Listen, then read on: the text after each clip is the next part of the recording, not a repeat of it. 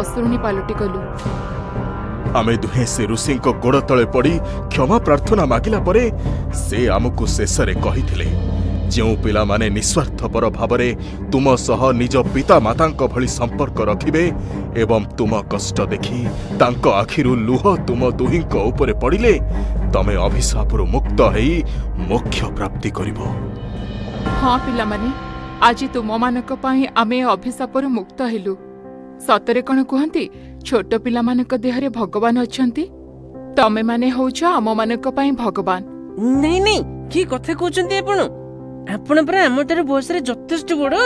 ଆପଣ ଆମକୁ ଖାଲି ଆଶୀର୍ବାଦ କରନ୍ତୁ, ଆମର ଆଉ କିଛି ଦରକାର ନାହିଁ। ସତରେ ପିଲାମାନେ, ତମେ ସମସ୍ତେ କେତେ ଭଲ।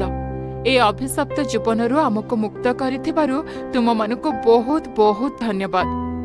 ଏବେ ଆମେ ବିଦାୟ ନେଉଛୁ।